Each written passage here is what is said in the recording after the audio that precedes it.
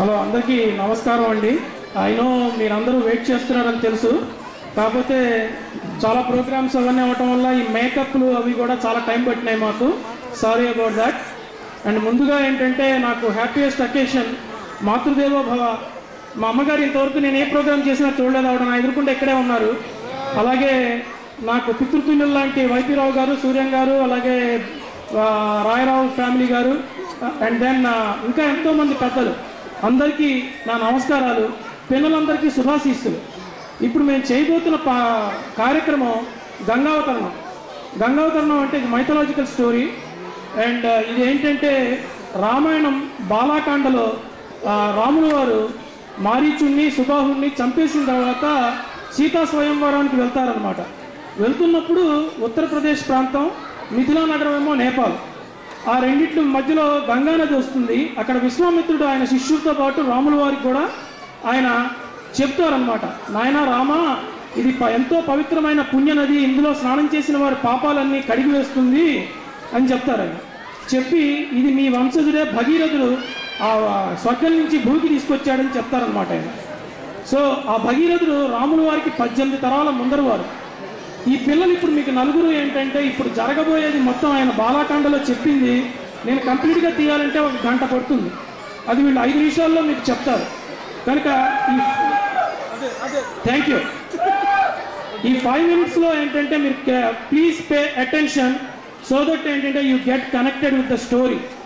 And మేము ఏంటంటే ఆకాశం నుంచి గంగ పట్టడం అనేది ఇక్కడ జరగని పని, కాకపోతే స్పెషల్ ఎఫెక్ట్స్ ఇక్కడ మన తెలుగు పిల్లవాడు high school student he designed అనమాట ఈ స్పెషల్ ఎఫెక్ట్స్ అని. నేను సో మీరు కరెక్ట్గా ఏంటంటే అన్నీ కూడా స్క్రీన్ మీద చూస్తుంటారు అండి. You have to follow screen and ఇక్కడ యాక్ట్ చేసే పిల్లలవి మొత్తం క్లోజ్గా ఫాలో అవ్వాలి మీరు. So Siddhartha, I'm getting ready now. Okay,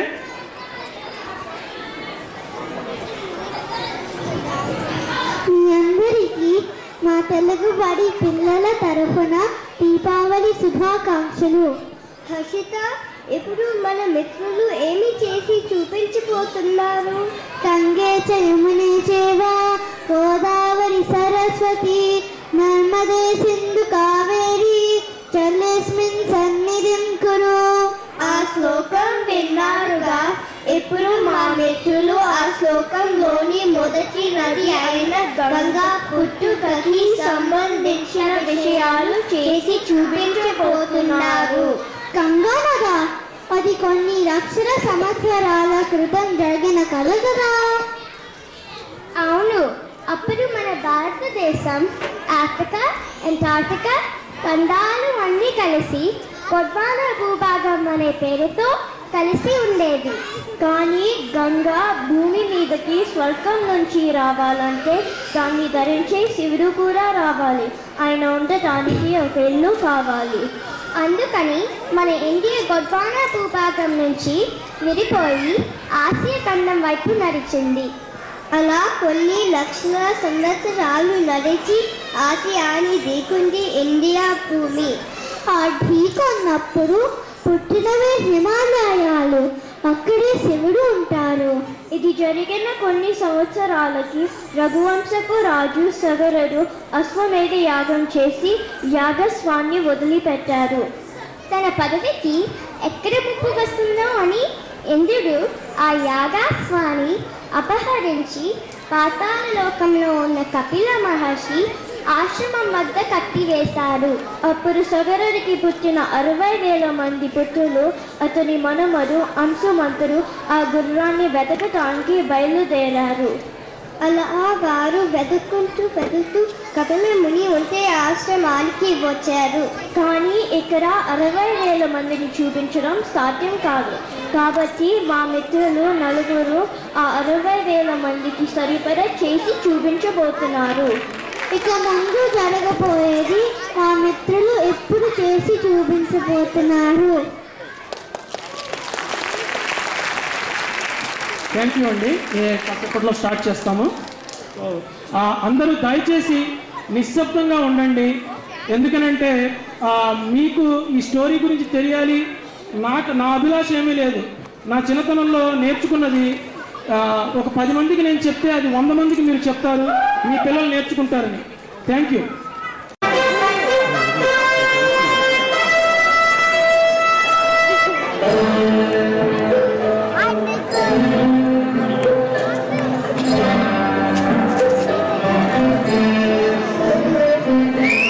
మన అశ్వం కోసం తిరిగి మనం ఇప్పుడు ఎక్కడికి వచ్చాము?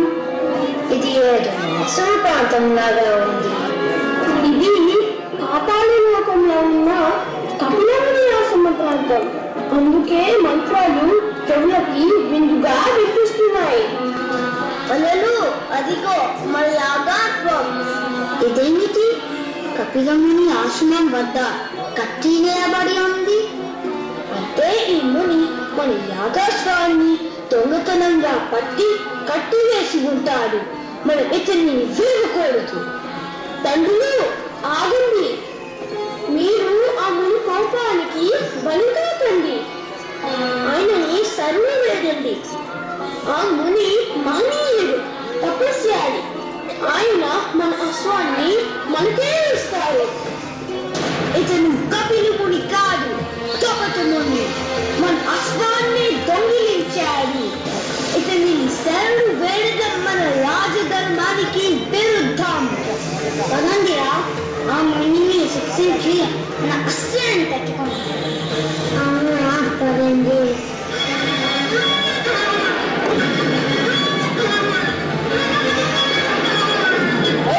కపిల ముని కళ్ళు తెరు. కపిల ముని చాలించుని కపట తపస్సు.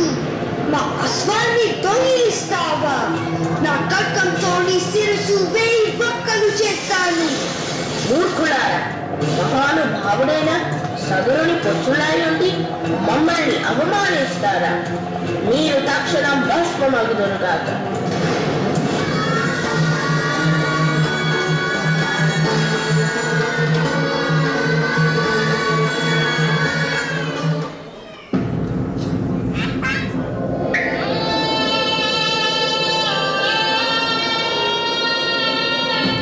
క్షమించండి మహానుభావ, నేను అంశుమనుగా సదురుని మనుమలని. అనుసరించి నా తండ్రులని బ్రతికించండి. యాగాశ్వం మీ వద్ద ఉండడం వల్ల జరిగిన అపరాధం ఇది.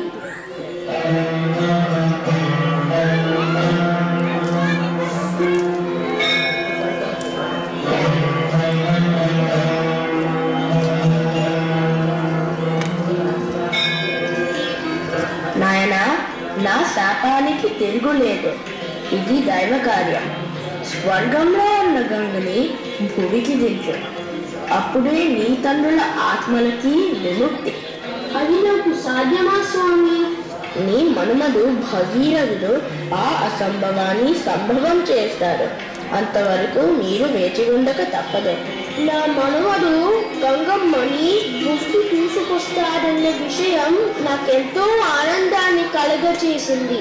ఆ గంగావతరణాన్ని నా కన్నులతో చూసే భాగ్యాన్ని నాకు ప్రసాదించండి స్వామి. తథాస్తు.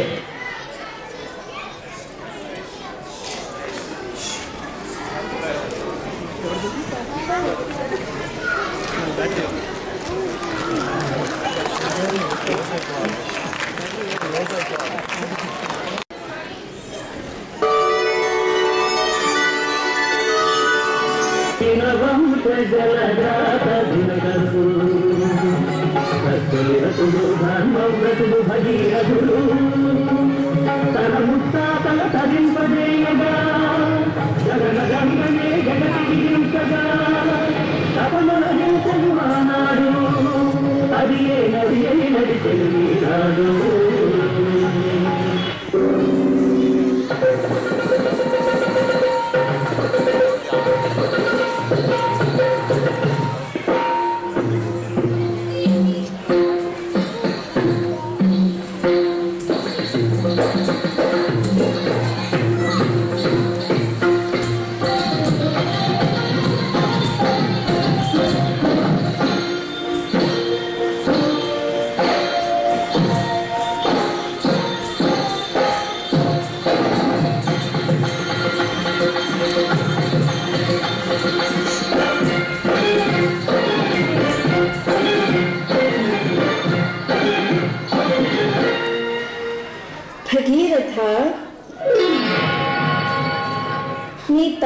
తపస్సుకు మెచ్చితనయ్యా. నీకు ఏమి వరము కావాలో కోరుకో. తల్లి, నువ్వు స్వర్గం నుంచి భూమికి వచ్చి మా పితృదేవతలకి మోక్షం ప్రసాదించమ్మా. నీ అభీష్ట సిద్ధిరస్తు. దుర్వాస మహర్షి శాప ప్రభావాన నేను ఈ భూమికి రాక తప్పదు. కానీ నా జలధార శక్తిని ఈ భూమి భరించలేదు. మరి దానిని భరించేవారు ఎవరు? సర్వం ముందుగానే గ్రహించిన మా కులగురువులు వశిష్ఠ మహర్షి పరమశివుని శరణు వేయమన్నారు. పద, ఆ మహాదేవుని వద్దకు తీసుకువెళతాను.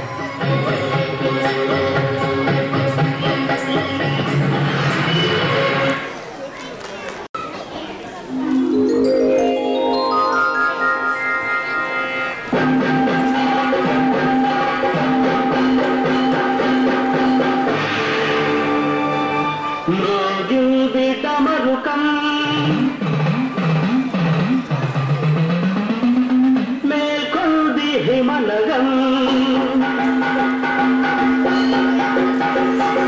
సాగింది శివతాండవం శంభో శివం శంకరం వందే జగన్నాయకం.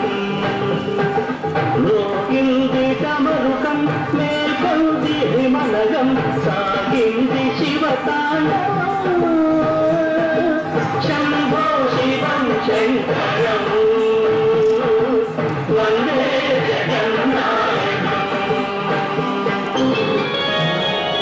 ప్రభో శూలపాణే విభో విశ్వనాథ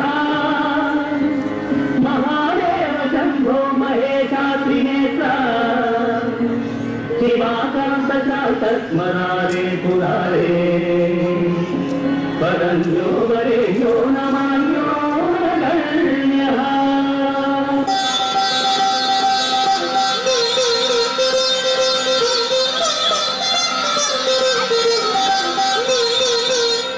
భగీరథ, నీ అభీష్టమేమిటి? తండ్రి, నీ ఆజ్ఞ లేనిదే చీమైనా కదులదు. ఆ గరళాన్ని నీ కంటాన ధరించిన వాడు ఈ గంగని నీ శిరసున ధరించి తండ్రి. ఇష్టకామ్యార్థ సిద్ధిరస్తు. భగీరథ, గంగని ఇక నుంచి భాగీరథి అని కూడా పిలుస్తారు. అనితర సాధ్యమైన ఈ కార్యం భగీరథ ప్రయత్నం అన్న నామధేయంతో ప్రసిద్ధి చెందుతుంది. గంగా, ఇక నుంచి నన్ను గంగాధరుడు అని కూడా పిలుస్తారు. రానున్న రామాయణ భారత కాలాల్లో ప్రజలు నిన్ను గౌరవిస్తారు. అలాగే కలియుగంలో ఈ నదిలో స్నానం చేసే ప్రతి ఒక్కరి పాపాలు పటాపంచులవుతాయి. గంగా, ఇక నీ భూప్రయాణానికి సమయం ఆసన్నమైంది. అటులనే స్వామి, నీ ఆజ్ఞ నా శిరోధార్యం.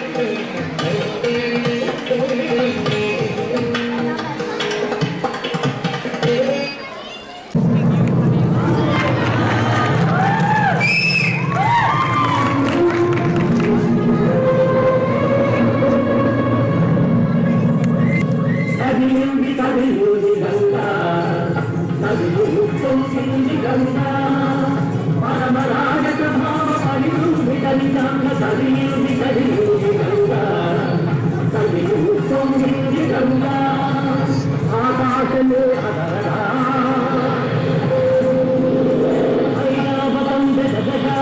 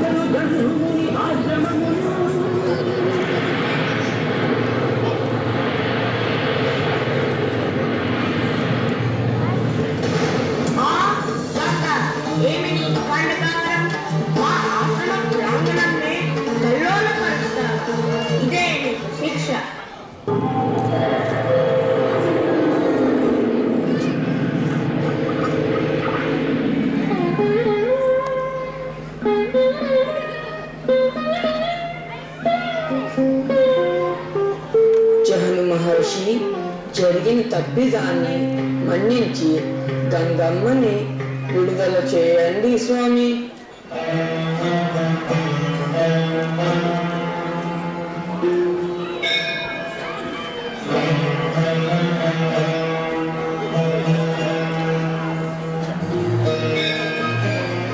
భగీరథ, నా మనోనేత్రంతో జరిగింది గ్రహించాను. నా చెవి నుండి బయటపడే గంగ ఇక నుండి జాహ్నముని పుత్రిక జాహ్నవిగా పిలువబడుతుంది.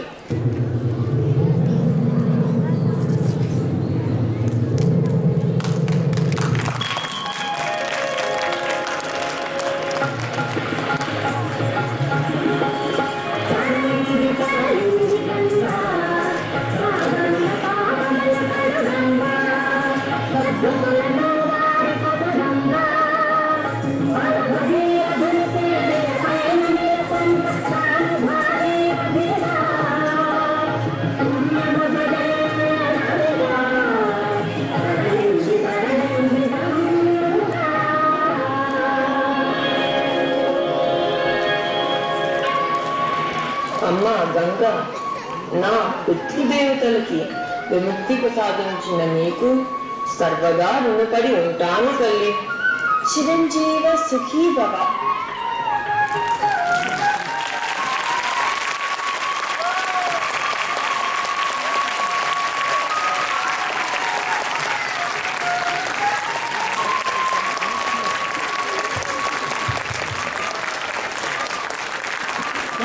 Thank you.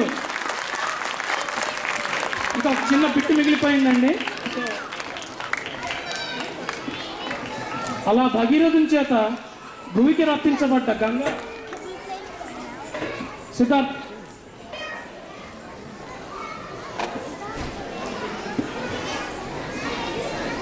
1600 మైళ్ళ దూరాన్ని సస్యశ్యామలం చేసి 40 కోట్ల మంది ప్రజల జీవితాలను నిలబెడుతోంది.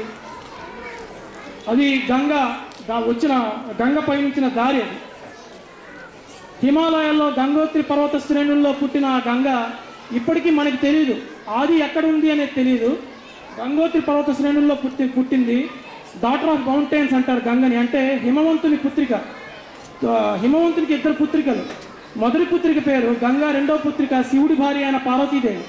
అందుకని ఆవిడ్ని డాటర్ ఆఫ్ మౌంటైన్స్ అంటారనమాట ఆవిడ్ని. అక్కడ ఆవిడ ప్రయాణం మొదలైంది.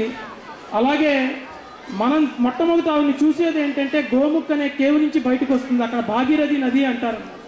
ఆ గోముఖ్ మీలో చాలామంది చూసుంటారు. ఇప్పటిదాకా ఆ వీడియోలో మేము పెట్టిన హిమాలయాల్లో గంగా నది అది.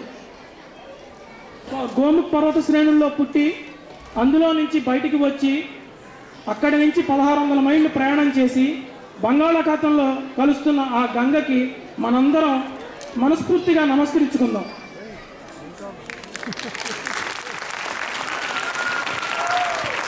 అదే గోముఖ్కే. అక్కడి నుంచే గంగ ఫస్ట్ మన హ్యూమన్ స్పాటింగ్ అదే గంగకి. మనలో ఎంతమంది, నేను చూడలేదు, ఐ డోంట్ థింక్ చాలామంది చూసుండరు. ఎందుకంటే గంగోత్రికి 11 మైళ్ళు ట్రెక్కింగ్ చేయాలి హిమాలయాల్లో చూడాలంటే మనం. సో అక్కడి నుంచి అలా పైనుంచి బంగాళాఖాతంలో కలుస్తుంది గంగ. భాగీరథి నది, అలకనంద నది దేవప్రయాగ దగ్గర కలిసి గంగా నది కింద మారి ఫైనల్గా మనం కాశీలో చూసే మహాగంగ అక్కడికి వస్తుంది అనమాట.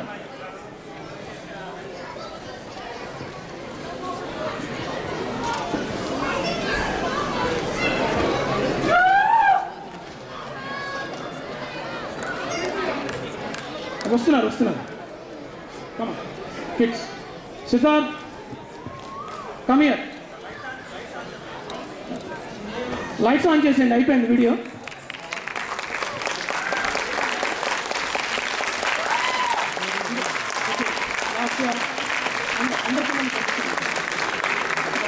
అందరు పిల్లలు తేజ, హర్షిత,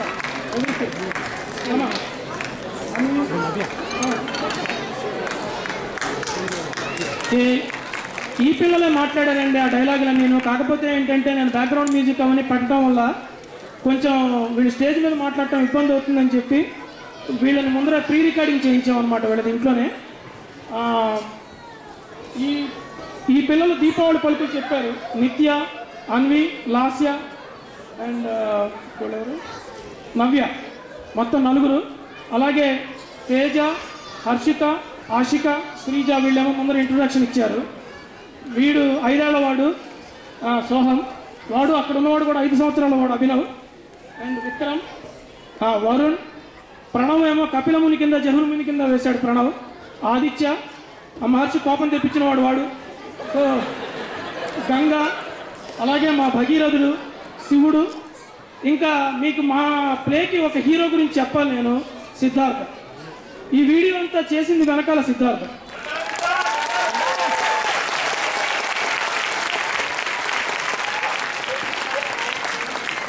నేను క్రితం సంవత్సరం ఆనికలో గంగను చూశాను. అదే టైంలో యాదృచ్ఛికం రావు గారు, మన రేవూరి రావు గారు క్యాజువల్గా మా వాడికి వీడియో ఇంట్రెస్ట్ అండి అన్నాడు. అనగానే నాకేంటంటే పిల్లల్ని ఎంకరేజ్ చేయటం, ఈ స్టేజ్ మీద మనం మన పిల్లల టాలెంట్ చూపించాలి. డ్యాన్స్లే కాదు, నటనే